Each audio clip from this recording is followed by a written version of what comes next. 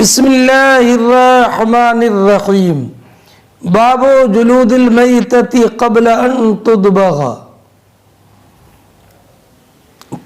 تقدیر عبارت یہ ہے ھذا باب فی بیان حکم جلود المیتۃ قبل دباغها، کہ یہ باب مردار کی کھال کو دباغت دینے سے پہلے کے حکم کے بیان میں،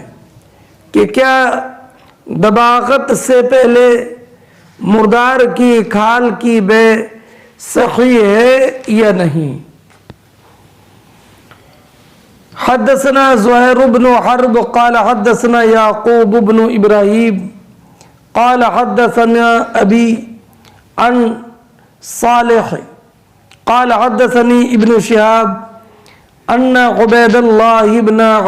عبد اللہ قال اخبره ان عبد اللہ بن عباس اخبره ان رسول اللہ صلی اللہ علیہ وسلم مر بشاة میتہ فقال هل انتفعتم بإهابها قالوا انها میتہ قال انما حرم اکلها۔ امام بخاری رضی اللہ تعالی عنہ بیان فرماتے ہیں کہ ہم سے حدیث بیان کی زہیر ابن حرب نے، انہوں نے کہا کہ ہم سے حدیث بیان کی یعقوب ابن ابراہیم بن سعد نے، انہوں نے کہا کہ مجھ سے حدیث بیان کی میرے والد ابراہیم بن سعد نے، اور یہ ابراہیم بن سعد بن ابراہیم بن عبد الرحمن بن عوف ہیں۔ وہ روایت کرتے ہیں صالح ابن کیسان سے۔ صالح ابن کیسان نے کہا کہ مجھ سے حدیث بیان کی امام زہری نے، کہ انہوں نے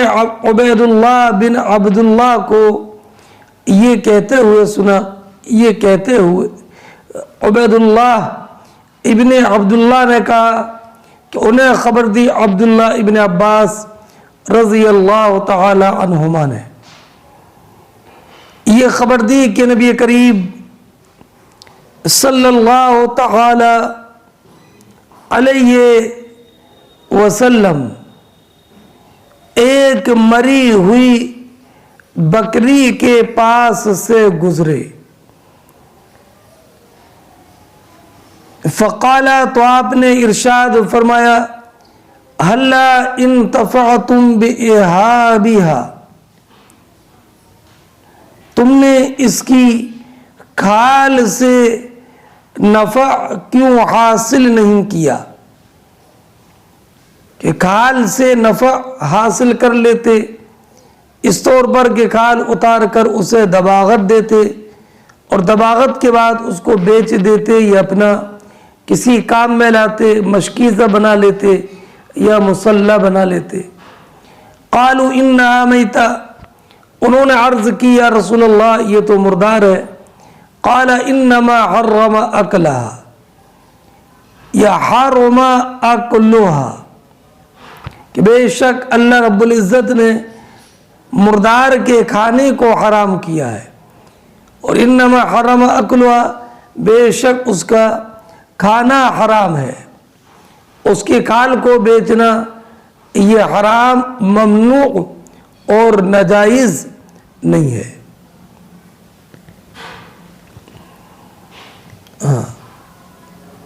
اور تو یہ نبی کریم علیہ السلام نے ارشاد فرمایا، مطابقت ترجمۃ الباب سے اس قول سے اخذ کی جاتی ہے،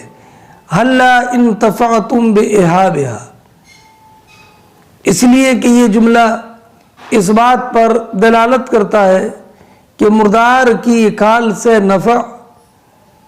حاصل کیا جا سکتا ہے، اور مردار کی کھال سے انتفاع کی صورت یہ بھی ہے کہ اس کی بے جائز ہو۔ اس لیے کہ نبی کریم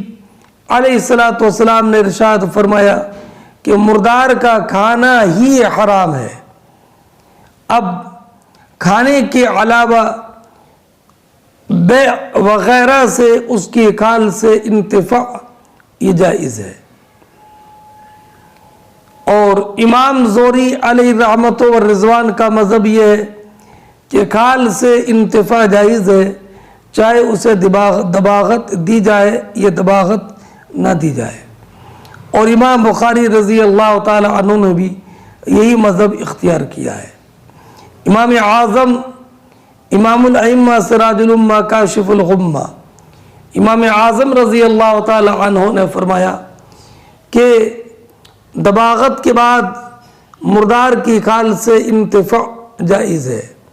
لیکن دباغت سے پہلے انتفاع جائز نہیں ہے، اس لیے کہ نبی کریم علیہ الصلوۃ والسلام نے دوسری حدیث میں ارشاد فرمایا لا تنتفعوا بإحاب، کہ بغیر دباغت دی ہوئی کھال سے نفع حاصل نہ کرو۔ اور اس سے معلوم ہوا کہ دباغت سے پہلے کھال سے نفع حاصل کرنا یا اس کو بیچنا جائز نہیں ہے۔ اور یہاں پر جو نبی کریم علیہ الصلوۃ والسلام نے فرمایا ہلا انتفعتم بإحابها، تم نے اس کی کھال سے نفع حاصل کیوں نہیں کیا؟ مراد یہ کہ کھال اتار کر اسے دباغت دیتے اور دباغت کے بعد اس سے فائدہ حاصل کرتے۔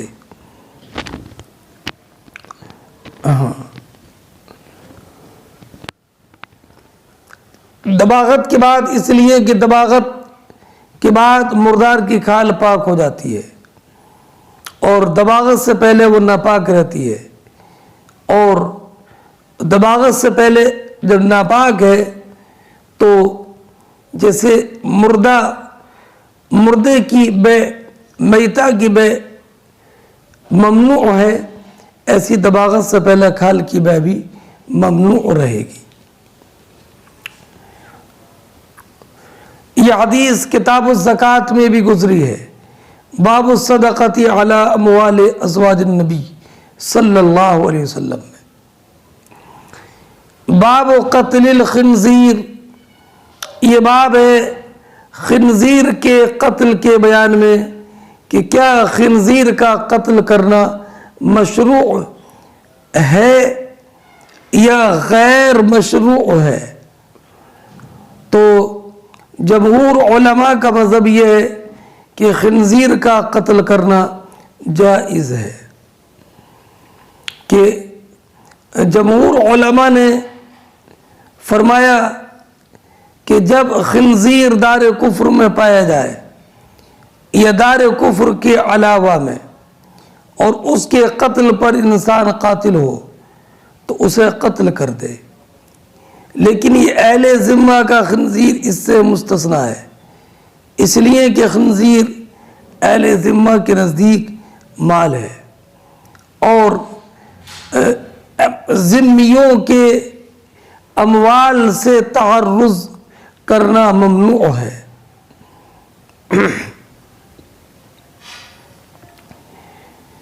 اب رہا یہ کہ حضرت عیسیٰ علیہ السلام تشریف لائیں گے تو وہ خنزیر کو مطلقاً قتل کریں گے، چاہے کسی کا بھی خنزیر ہو۔ تو علامہ عینی علیہ الرحمت والرضوان نے فرمایا کہ پہلے خنزیر والوں کو قتل کریں گے اور پھر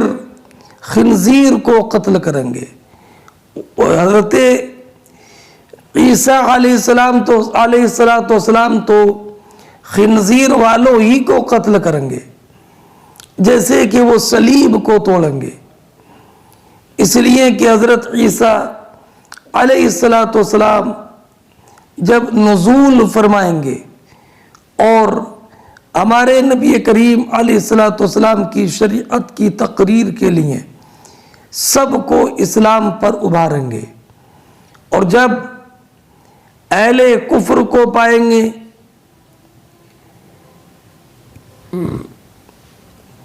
تو انہیں اسلام کی دعوت پیش کریں گے،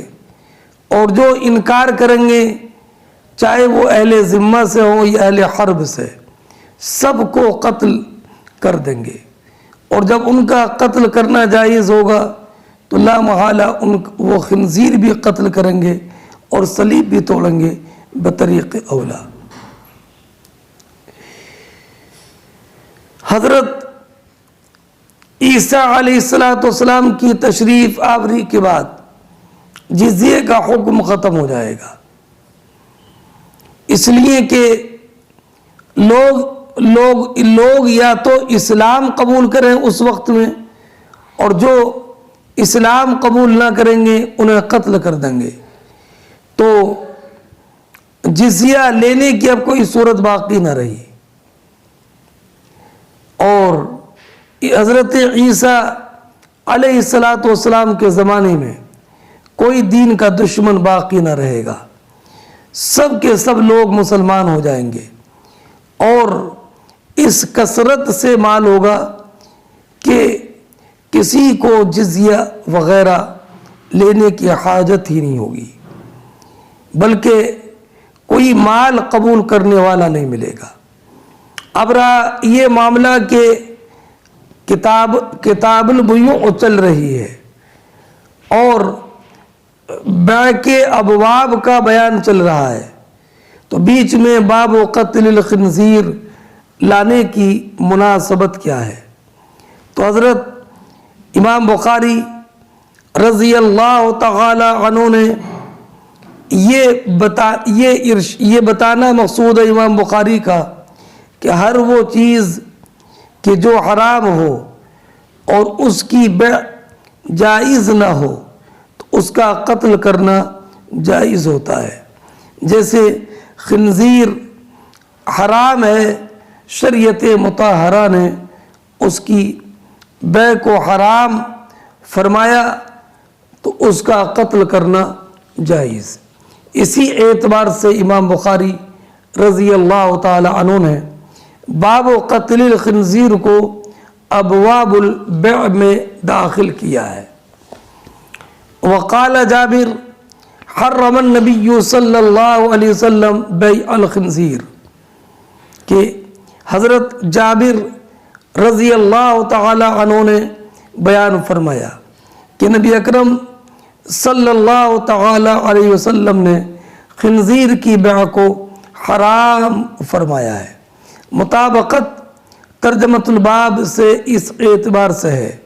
کہ خنزیر کے قتل کی مشروعیت اسی پر مبنی ہے کہ اس کا کھانا حرام، اسی حیثیت سے اتنی مقدار ہی میں مناسبت کافی ہے اس قول کو عنوان سے۔ اور حضرت جابر رضی اللہ تعالی عنہ نے ایک روایت یہ ہے کہ یہ بیان فرمایا کہ میں نے نبی کریم علیہ السلام کو سنا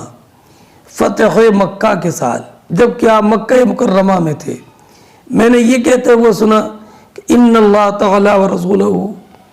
حرم بیع الخمر والمیتہ والخنزیر والاصنام، کہ بے شک اللہ رب العزت اور اس کے پیارے رسول نے حرام فرما دیا ہے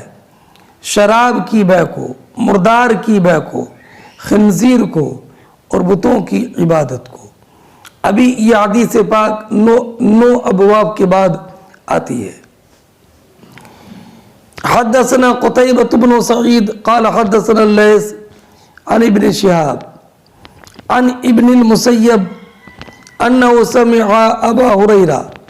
يقول قال رسول الله صلى الله عليه وسلم والذي نفسي بيده ليوشكن أن ينزل عليكم ابن مريم حكما مقسطا فَيَكْسِرُ الصَّلِيبَ وَيَقْتُلُ الْخِنْزِيرَ وَيَضَعُ الْجِزْيَةَ وَيُفِيضُ الْمَالَ حَتَّى لَا يَقْبَلُهُ أَحَدٌ۔ امام بخاری رضی اللہ تعالی عنہ بیان فرماتے ہیں کہ ہم سے حدیث بیان کی قتیبہ ابن سعید نے،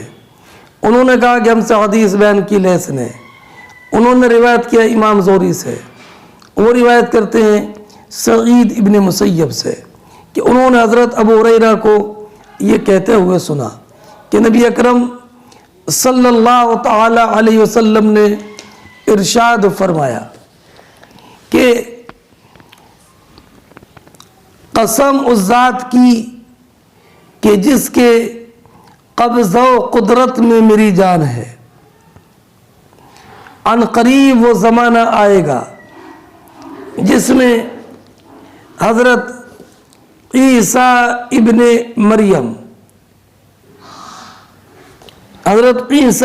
مریم تم میں ایک عادل اور منصف حاکم کی حیثیت سے اتریں گے۔ فَيَكْسِرُ الصَّلِيبَ تو وہ صلیب توڑیں گے، وَيَقْتُلُ الْخِنْزِيرَ اور خنزیر کو ہلاک قتل کریں گے، اور جزیہ ختم کریں گے، اور مال کی اتنی کثرت ہوگی کہ کوئی مال قبول کر۔ مطابقت ترجمۃ الباب سے اس قول میں ہے وَيَقْتُلُ الْخِنْزِيرَ۔ اس حدیث کی تخریج امام مسلم نے بھی کی ہے کتاب الایمان میں۔ لا یوشکن افعال مقاربہ سے ہے، اور اس پر نون تاکید اور لام تاکید داخل ہے، یوشکو ہے۔ افعال مقاربہ کی کئی قسمیں ہیں، ایک قسم یہ ہے کہ جو خبر کے قرب پر دلالت کرنے کے لیے وضع کیے گئے، اور وہ تین ہیں، قاعدہ، قربہ، اوشکا۔ اور اس کا معنی یہ یوشکن لیسرعن، اور داودی نے فرمایا کہ لیوشکن کا معنی ہے لیکونن، اوشکا یکون کے معنی میں بھی آتا ہے اور یقربو کے بھی۔ ینزل کلمہ ان مصدریہ ہے، محل رفع میں فاعلیت کی وجہ سے، معنی یہ لیسرعن نزول ابن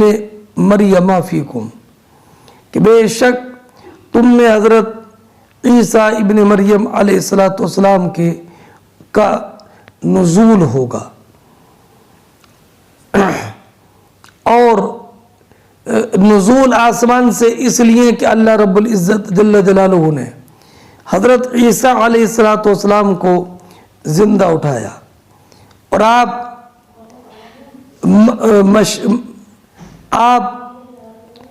دمشق کی مسجد کے دائنے مشرقی منارے پر دو فرشتوں کے کاندھوں پر ہاتھ رکھے ہوئے اتریں گے، اور آپ کا نزول صبح صادق کے وقت ہوگا۔ حاکمن حاکم کے معنی میں، مقسط عادل کے معنی میں، یہ اقساط سے ہے۔ اور حضرت عیسیٰ علیہ السلام کے آسمان پر اٹھائے جانے کی مختلف روایتیں ہیں۔ حضرت عبداللہ ابن عباس رضی اللہ تعالی عنہما کے حوالے سے امام نسائی نے روایت کیا کہ جب یہودیوں کے بادشاہ نے حضرت عیسیٰ علیہ السلام کو شہید کرنے کا حکم دیا، اور یہودی انہیں تلاش کرنے کے لیے نکلے، تو حضرت عیسیٰ علیہ السلام اپنے 12 حواریوں کے ساتھ ایک مکان میں تشریف فرما تھے۔ فرمایا حضرت عیسیٰ علیہ السلام نے اپنے حواریین سے، تم میں کون ہے جو یہ پسند کرے کہ وہ میرے مشابہ کر دیا جائے اور میرے بجائے وہ اس کو قتل کر دیا جائے تو وہ میرے ساتھ جنت میں ہوگا۔ ان میں سے ایک سب سے کم عمر نوجوان نے کہا میں حاضر ہوں، 3 مرتبہ یہی فرمایا اور اس نے ہر بار حامی بھری۔ وہ حضرت عیسیٰ علیہ السلام کے مشابہ ہو گیا اور حضرت عیسیٰ علیہ السلام آسمان پر اٹھا لیے گئے۔ یہودی آئے اور اس جوان کو حضرت عیسیٰ سمجھ کر پکڑ لے گئے اور پھانسی دے دی۔ قرآن کریم فرماتا ہے وَمَا قَتَلُوهُ وَمَا صَلَبُوهُ وَلَكِنْ شُبِّهَ لَهُمْ۔ جب روم کے بادشاہ کو کسی نے بتایا کہ ایک بندے خدا اپنے کو رسول کہتے تھے، ان سے عظیم الشان معجزے ظاہر ہوتے تھے، وہ مردوں کو جلا دیا کرتے تھے، نابینا کو بینا بنا دیا کرتے تھے، سفید داغ والے کو صحت مند بنا دیتے تھے، تو اس نے اپنے آدمی بیچ کر مصلوب کو حضرت عیسیٰ علیہ السلام کی جگہ جسے پھانسی دی گئی تھی اس مصلوب کو تختہ دار سے اتارا اور وہ تختہ روم لے گیا۔ شاہ روم نے اس کی تعظیم کی اور اس کے مثل اور بھی تختے بنائے جس کی پرستش کرنے لگے۔ یہ علامہ بدر الدین عینی علیہ الرحمۃ والرضوان نے ذکر فرمایا ہے۔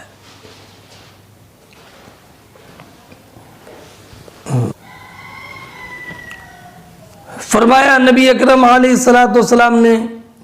کہ تم نے ایک انصاف کرنے والے حاکم کی حیثیت سے تم میں اتریں گے، حکمن عدلا۔ تو عادل سے حاکم، عادل سے مراد یہ ہے کہ وہ صلیب توڑیں گے، اور صلیب توڑنے سے مراد یہ ہے کہ نصرانیت کو باطل کر دیں گے، شریعت اسلام کے حکم کے مطابق آپ لوگوں کو عمل کرنے کی تلقین کریں گے۔ اور علامہ عینی علیہ الرحمۃ والرضوان نے فرمایا کہ فیض الہی سے ایک معنی میرے دل میں یہ ڈالا گیا کہ صلیب توڑنے سے مراد یہ ہے کہ نصارہ کے کذب کا اظہار کریں گے، اس لیے کہ نصارہ نے دعویٰ کیا کہ حضرت موسیٰ علیہ السلام کو اس تختے پر سولی دی گئی، تو اللہ رب العزت نے اپنی کتاب عزیز میں ان کے کذب و افتراء کی خبر دی۔ وَمَا قَتَلُوهُ وَمَا صَلَبُوهُ وَلَكِنْ شُبِّهَ لَهُمْ۔ اور ایک دوسرا یہ واقعہ یہ بھی ہے کہ جب حضرت عیسیٰ علیہ السلام کو سولی دینے کے لیے انہوں نے لکڑی نصب کی، تو اللہ رب العزت جل جلالہ نے حضرت عیسیٰ کی مشابہت اسی پر ڈال دی جس نے ان کو حضرت عیسیٰ کا پتہ بتایا تھا، اس کا نام یہوذا تھا، اور حضرت عیسیٰ علیہ السلام کی جگہ پر اسی کو سولی دی، اور وہ یہ گمان کر رہے تھے کہ یہ حضرت عیسیٰ ہے، اور حضرت عیسیٰ علیہ السلام کو اللہ رب العزت جل جلالہ نے آسمان پر اٹھا لیا۔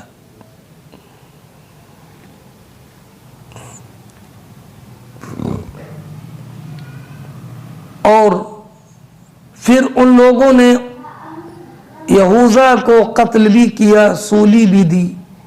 اور اس کو تختہ دار پر لٹکائے رکھا۔ آگے وَيَقْتُلُ الْخِنْزِيرَ،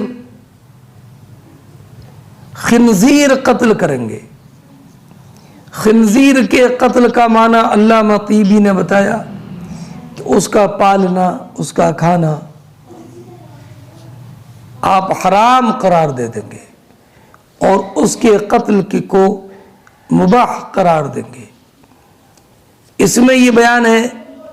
کہ خنزیر بعینہ ہی نجس ہے،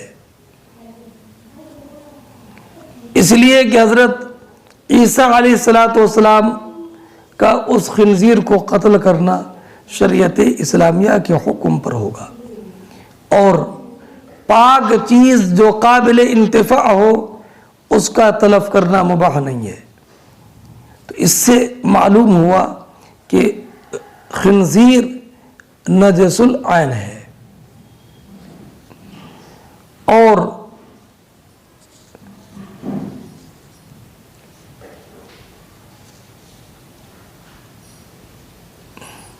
وَيَضَعُ الْجِزْيَةَ، اور جزیہ ختم کر دیں گے۔ اب جزیے والی کوئی صورت نہ رہے گی، اسلام قبول کریں اور ورنہ اسلام قبول کریں گے ورنہ قتل کر دیے جائیں گے۔ اب جزیے والی کوئی صورت نہیں ہوگی۔ وَيُفِيضُ الْمَالَ، اور مال اتنی کثرت و وسعت سے ہوگا کہ کوئی مال قبول کرنے والا نہیں ہوگا، ہر ایک کے قبضے میں اتنا مال ہوگا کہ وہ مال حاصل کرنے سے بے نیاز کر دے گا۔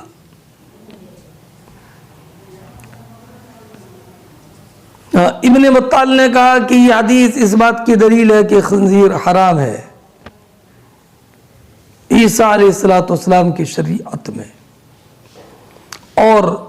حضرت عیسیٰ علیہ السلام کا اسے قتل کرنا یہ نصارہ کی تکذیب ہے جو خنزیر کو اپنی شریعت میں حلال قرار دیتے ہیں۔ اب رہا یہ کہ خنزیر نجس العین ہے، اس کے بال سے انتفاع بر بنائے ضرورت بقدر ضرورت ہمارے علماء نے جائز قرار دیا کہ اس کا بال جوتی سلنے میں کام آتا ہے۔ اور اب تو بال کے بغیر بھی دوسرے سامان جوتی سلنے کے لیے ملنے لگے ہیں، اس لیے اب جوتی سینے کے لیے بھی اس کے بالوں کے خریدنے کی اجازت نہیں ہے۔ باب لا یذاب شحم المیتۃ ولا یباع ودکھا، یہ باب اس میں یہ ذکر کیا جائے گا کہ نہ مردار کی چربی کو پگھلایا جائے گا اور نہ اس کی چربی ودک بیچا جائے گا۔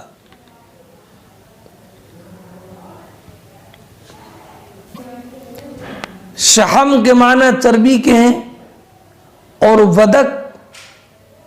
وہ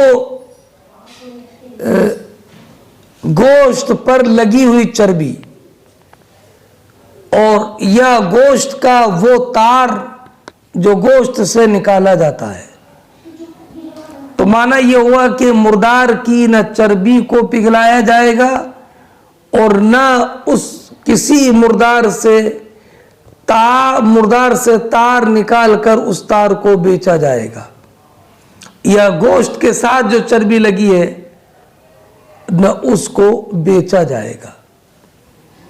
فرماتے ہیں رواہ جابر رضی اللہ تعالیٰ عنہ، فرماتے ہیں کہ مردار کی چربی کو پگھلایا نہیں جائے گا اور اس کے تار کو بیچا نہیں جائے گا۔ اس کی روایت حضرت جابر ابن عبداللہ رضی اللہ تعالی عنہما نے نبی کریم صلی اللہ تعالی علیہ وسلم سے کی ہے، اور یہ تعلیق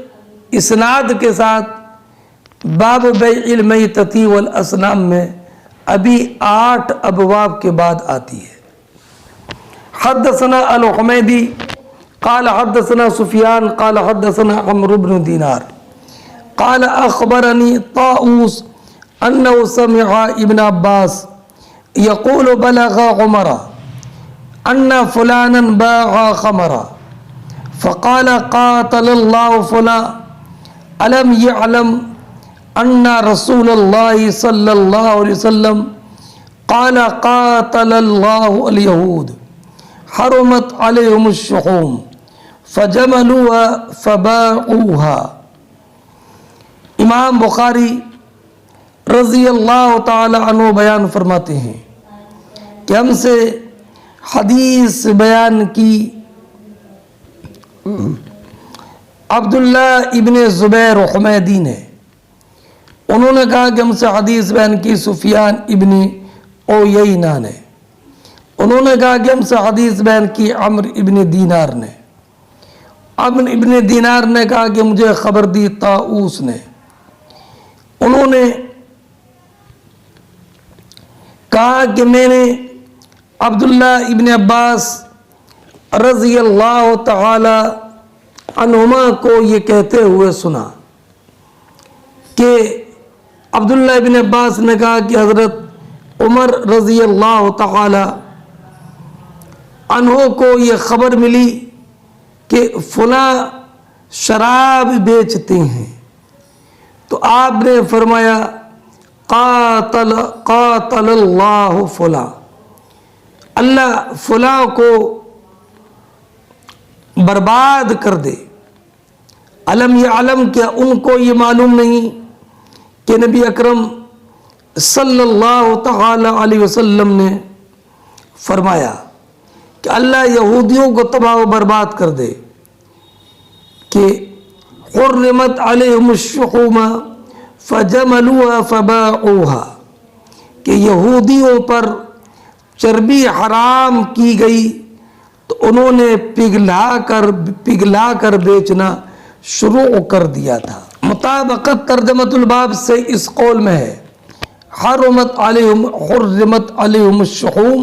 فجملوها، کہ ان پر چربی حرام کر دی گئی تھی تو انہوں نے یہ طریقہ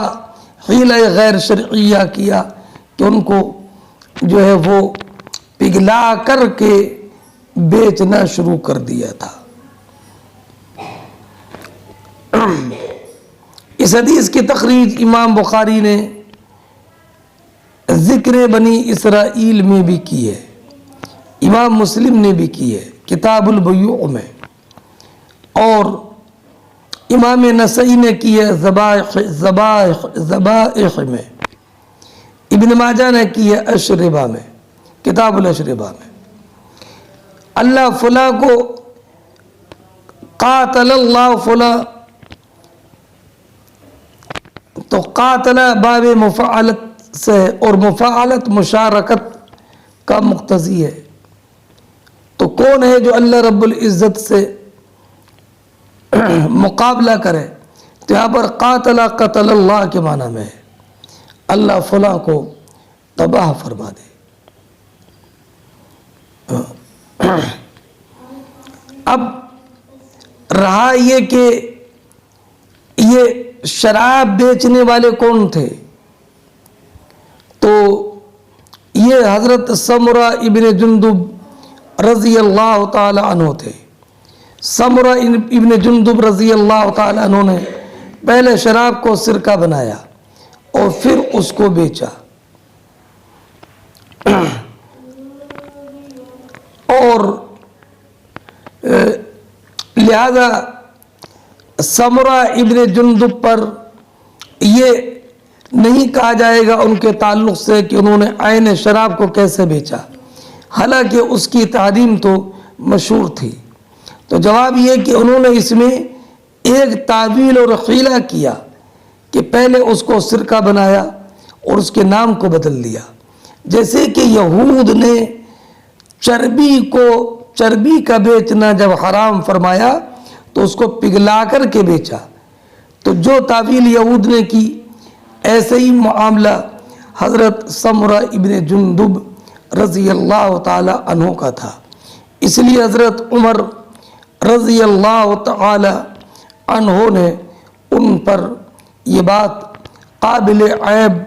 شمار کی۔ چنانچہ مسلم شریف کی حدیث میں یہی ہے کہ عبداللہ ابن عباس نے بیان کیا کہ حضرت عمر کو معلوم ہوا کہ سمرہ ابن جندب نے شراب کو بیچا، تو آپ نے فرمایا اللہ قاتل اللہ سمرہ، اللہ رب العزت سمرہ ابن جندب کو تباہ کرے۔ کہ ان کو یہ معلوم نہیں کہ اللہ رب العزت کے پیارے حبیب نے فرمایا کہ اللہ نے لعنت فرمائی یہود پر کہ ان پر چربیوں کو حرام کیا تھا تو انہوں نے پگھلا کر کے بیچا۔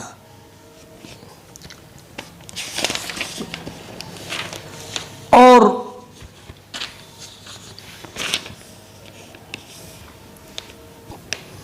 سمرہ ابن جندب رضی اللہ تعالی عنہ کے اس بیچنے کی تفسیر میں 3 قول ہیں۔ پہلا قول تو یہ ہے کہ حضرت سمرہ ابن جندب رضی اللہ تعالی عنہ جزیے کی قیمت میں اہل کتاب سے اس کو یعنی شراب کو لیتے تھے اور پھر شراب کو اہل کتابی کے ہاتھ بیچتے تھے اور اس کو یہ جائز سمجھتے تھے۔ ایک صورت تو یہ ہے سمرہ ابن جندب کے بیع کی حیلے کی، اور دوسرا یہ کہ آپ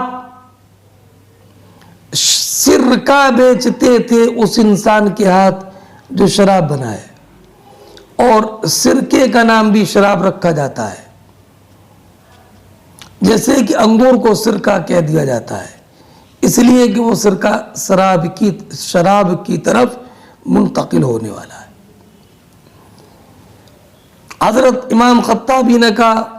کہ سمرہ ابن جندب کے بارے میں کوئی گمان ہی نہیں کر سکتا کہ وہ شراب کے عین کو بیچیں گے، بعد اس کے کہ اس کی تحریم شائع ہو چکی تھی، آپ نے تو خالی شیرہ بیچا تھا۔ تیسرا کی توضیح یہ ہے کہ شراب کا سرکہ بنا دیا تھا اور اس کو بیچا تھا، جیسے کہ ابھی ذکر کیا ہے۔ علامہ اسماعیلی نے اپنی کتاب مدخل میں ایک دوسرا جواب دیا ہے کہ ہو سکتا ہے کہ سمرہ ابن جندب کو شراب کی حرم تحریم کا تو علم ہو لیکن شراب بیچنا حرام ہے اس کا علم نہ ہو۔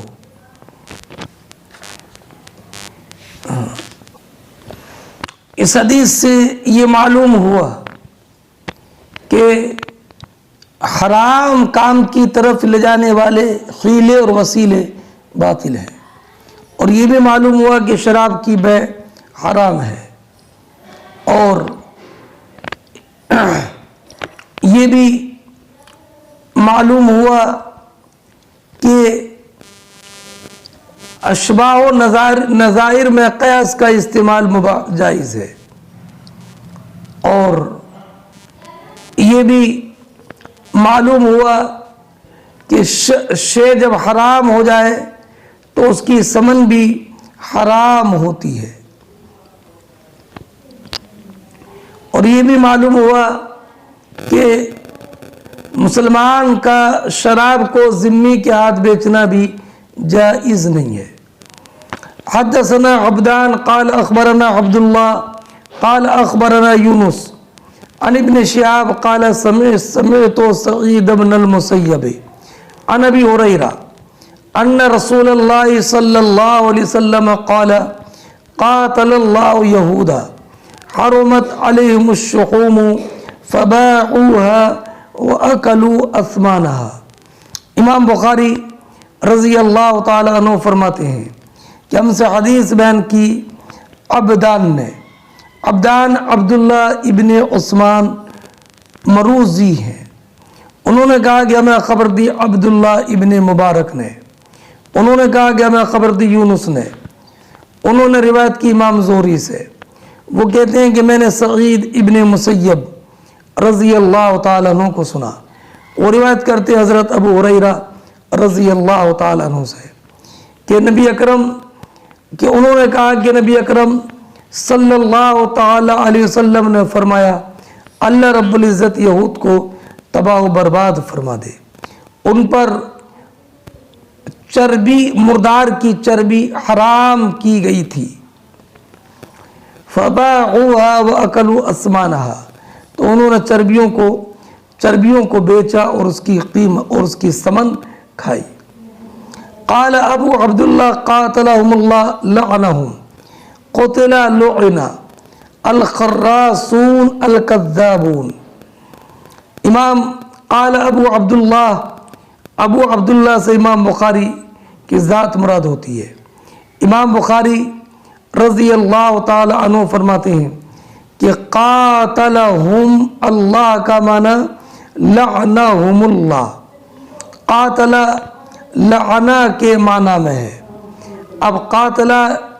قتل کا استعمال لعن کے معنی میں ہے، تو اس پر ایک دلیل پیش کی کہ قرآن کریم میں قتل الخراسون، خراسون کے معنی کذابون، کہ جھوٹے، بڑے جھوٹے تباہ ہو گئے۔ تو یہاں پر قتل الخراسون میں قتل لعنا کے معنی میں ہے، معنی ہے لعن الکذابون، ان جھوٹوں پر لعنت ہے۔ ایسی قاتلہم اللہ الیہود کا معنی اللہ رب العزت لعنت فرمائے یہود پر، لعنت کا معنی رحمت سے ان کو دور فرما دے۔ باب بیع التصاویر التي ليس فيها روح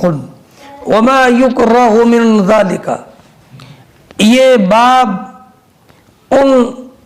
تصاویر کے یعنی ان مصور کے بیچنے کے حکم میں کہ جن تصاویر میں روح نہیں ہوتی ہے، یعنی بغیر روح والی جو تصویریں ہیں ان کے بیچنے کے بیان میں کہ ان کا بیچنا جائز ہے، ان کی تصویر جن میں کہ روح نہ ہو۔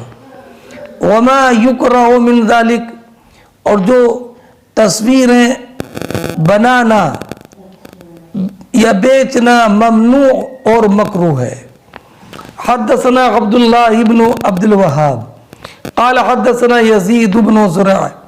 قال اخبرنا عوف عن سعید بن ابی الحسن قال كنت عند ابن عباس اذ اتاه رجل فقال یا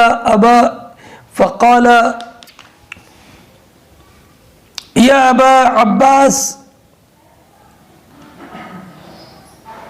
انی انسان انما معیشتی من صنعت یدی وانی اصنع هذه التصاویر، فقال ابن عباس لا احدثك الا ما سمعت من رسول اللہ صلی اللہ علیہ وسلم۔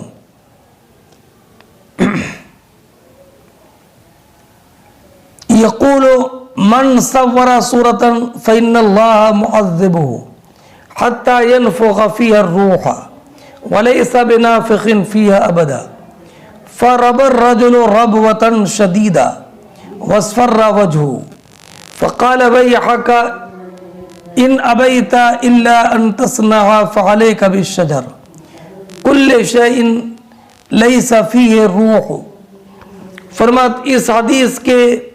راوی 5 ہیں، عبداللہ ابن عبد الوہاب، دوسرے یزید ابن زرع، تیسرے عوف ابن ابی حمید عرابی، چوتھے سعید ابن ابی الحسن، یہ حسن بصری کے بھائی ہیں، اور ابو الحسن کا نام یسار ہے، 5ویں عبداللہ ابن عباس رضی اللہ تعالی عنہما۔ فرماتے امام بخاری رضی اللہ تعالی عنہ کہ ہم سے حدیث بیان کی عبداللہ ابن عبد الوہاب نے، انہوں نے کہا کہ ہم سے حدیث بیان کی یزید ابن زرع نے، انہوں نے کہا کہ ہمیں خبر دی عوف نے، وہ روایت کرتے ہیں سعید بن ابو الحسن سے، انہوں نے کہا کہ میں عبداللہ ابن عباس رضی اللہ تعالی عنہما کے پاس تھا، کہ اذ اتاہ رجل، آپ کے پاس ایک شخص آئے، فقال یا ابو العباس، ابو العباس کنیت ہے حضرت عبداللہ ابن عباس رضی اللہ تعالی عنہ کی۔ انہوں نے کہا کہ اے عبداللہ ابن عباس، بے شک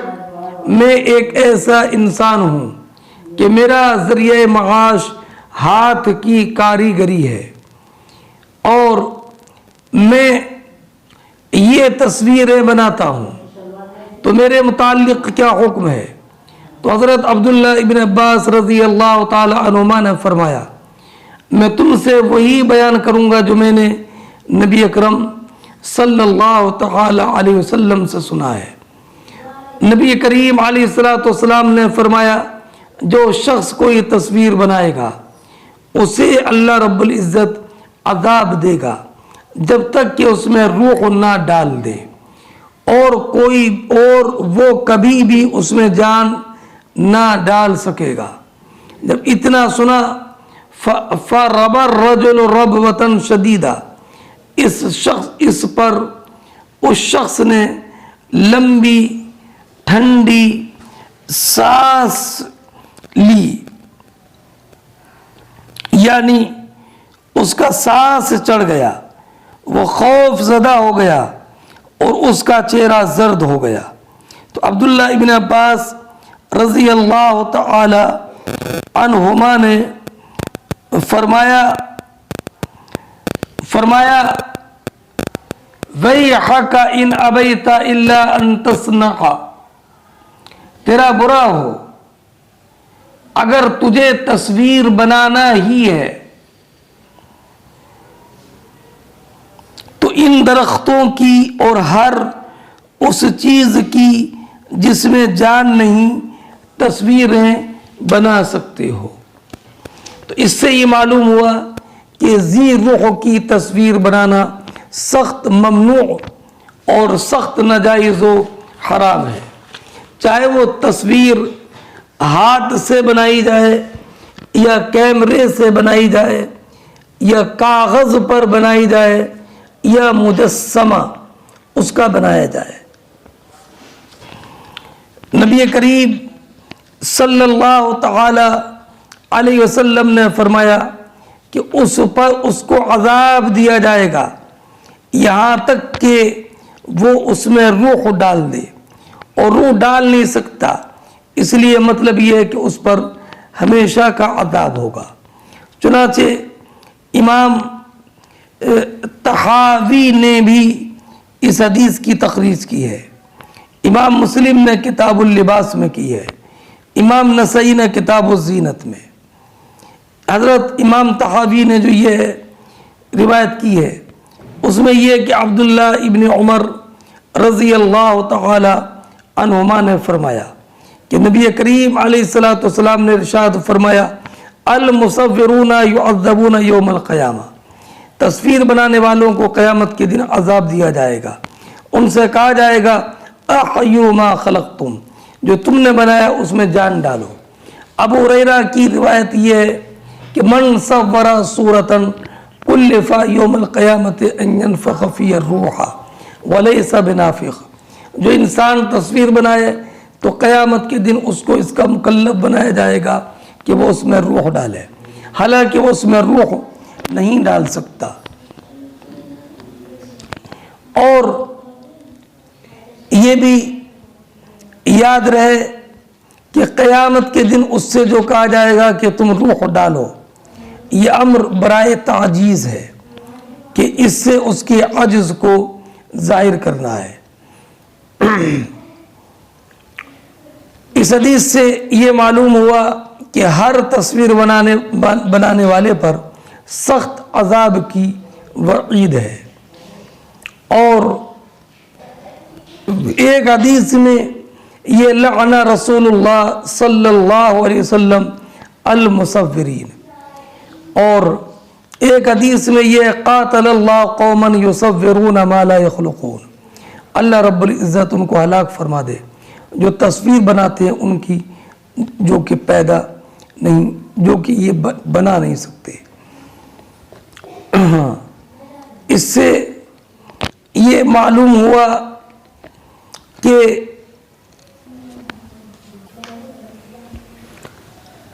بعض علماء کے نزدیک تصویر مطلقاً ممنوع ہے، چاہے وہ کپڑوں پر ہو یا بستر پر۔ یہی مذہب لیث ابن سعید، حسن ابن حوی اور بعض شوافع کا ہے، اس لیے کہ یہ حدیث پاک مطلق ہے،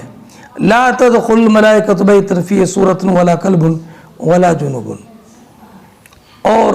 ایک روایت میں حضرت علی رضی اللہ تعالیٰ عنہ سے مروی ہے کہ نبی کریم نے فرمایا لا تدخل الملائکۃ بیتا فیہ کلب ولا صورۃ۔ اور ایک روایت میں ہے کہ جبریل امین علی نبینا علیہ السلام نے کہا تھا انا لا ندخل بیتا فیہ صورہ۔ اور حضرت ابراہیم نخعی، سفیان ثوری، امام اعظم، امام مالک، امام احمد نے ایک روایت یہ ہے کہ اگر تصویر بستر پر ہو یا فرش پر ہو جو قدموں سے روندا جائے تو اس میں کوئی حرج نہیں ہے، لیکن اگر کپڑوں پر ہو یا پردوں پر ہو، احترام کی جگہ پر ہو تو یہ حرام ہے۔ اور اگر ان کے تکیے بنا لیے، بستر بنا لیا اور یا نیچے فرش پر تصویر ہے تو اس میں کوئی حرج نہیں ہے۔ اور بزرگان دین کی تصویریں تو اور سخت حرام، اشد حرام ہیں، اس لیے کہ ان کی تصویروں پر تعظیم کے ساتھ نظر جاتی ہے۔ اور یہ بھی معلوم ہوا کہ اگر تصویریں ذی روح کی نہیں ہیں، درختوں کی ہیں یا کسی عبارت کی ہیں تو یہ ممنوع نہیں ہے۔ قال ابو عبداللہ سمع سعید بن ابی عروبہ من النضر ابن انس هذا الواحد۔ قال ابو عبداللہ سمع سعید بن ابی عروبہ من النضر ابن انس هذا الواحد۔ امام بخاری رضی اللہ تعالی عنہ بیان فرماتے ہیں کہ سعید ابن ابی عروبہ نے نضر ابن انس سے یہی حدیث سنی ہے۔ اصل میں بتانا یہ چاہتے ہیں امام بخاری رضی اللہ تعالیٰ عنہ کہ اس حدیث کا ایک دوسرا طریق ہے۔ اس طریق میں یہ ہے کہ سعید ابن ابی عروبہ نے روایت کیا نضر ابن انس سے، تو سعید ابن ابی عروبہ کا سمع نضر ابن انس ابن مالک سے ثابت نہیں، تو بیچ میں ایک راوی متروک ہو گئے، اور وہ راوی امام مسلم کی روایت میں قتادہ ہیں۔ امام بخاری رضی اللہ تعالیٰ عنہ نے فرمایا کہ سعید ابن ابی عروبہ نے نضر ابن انس سے صرف یہی ایک حدیث سنی ہے، جو حدیث ابھی آپ نے تصویر کھینچنے والوں کے تعلق سے ابھی پڑھا۔ فرماتے ہیں تو جب براہ راست سماع ثابت ہے تو بیچ کا کوئی راوی متروک نہیں ہے۔ فرماتے ہیں قال ابو عبداللہ، امام بخاری فرماتے ہیں کہ سعید ابن ابی عروبہ نے نضر ابن انس سے سنا ہے ھذا الواحدہ، ھذا الحدیث الواحدہ۔ اس حدیث کی تخریج کتاب اللباس میں عیاش ابن ولید سے امام بخاری نے کی ہے۔ انہوں نے عبد الاعلیٰ سے، انہوں نے سعید ابن ابی عروبہ سے سمعت، انہوں نے کہا سمعت النضر، میں نے نضر ابن انس کو سنا۔ باب تحریم التجارت فی الخمر، یہ باب اس بیان میں کہ شراب کی تجارت حرام ہے۔ یہ باب پہلے بھی گزرا ہے، وہاں پر تھا باب و تحریم تجارت الخمر فی المسجد، وہاں مسجد کا ذکر تھا، اور یہاں پر مطلق ہے کہ مطلقاً شراب کی تجارت کرنا حرام ہے۔ وقال جابر حرم النبی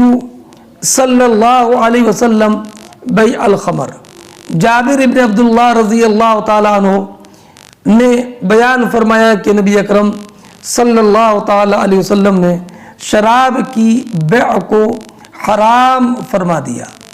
یہ ابھی باب بیع المیتۃ والاسنام ان قریب اس باب میں یہ حدیث آئے گی۔ حدثنا مسلم قال حدثنا شعبہ عن ابی الضحیٰ عن مسروق عن عائشہ رضی اللہ تعالی عنہ لما نزلت آیت سورۃ البقرہ عن آخرها خرج النبی صلی اللہ علیہ وسلم فقال حرمت التجارت فی الخمر۔ امام بخاری فرماتے ہیں کہ ہم سے حدیث بیان کی مسلم ابن ابراہیم نے، انہوں نے کہا کہ ہم سے حدیث بیان کی شعبہ نے، شعبہ نے کہا کہ ہم سے حدیث بیان کی سلیمان عامش نے، انہوں نے روایت کیا ابو الضحیٰ مسلم ابن صبیح کوفی سے، وہ روایت کرتے ہیں مسروق سے، وہ روایت کرتے ہیں ام المؤمنین عائشہ صدیقہ رضی اللہ تعالی عنہا سے کہ جب سورہ بقرہ کی آخری آیتیں نازل ہوئیں، یعنی آیت ربا کے شروع سے لے کر سورت کے آخر تک کی آیتیں نازل ہوئیں، تو نبی کریم صلی اللہ تعالی علیہ وسلم اپنے حجرہ مبارکہ سے مسجد کی طرف نکلے، فقال، اور نبی اکرم علیہ السلام نے ارشاد فرمایا حرمت التجارت فی الخمر، شراب کی تجارت حرام قرار دے دی گئی ہے۔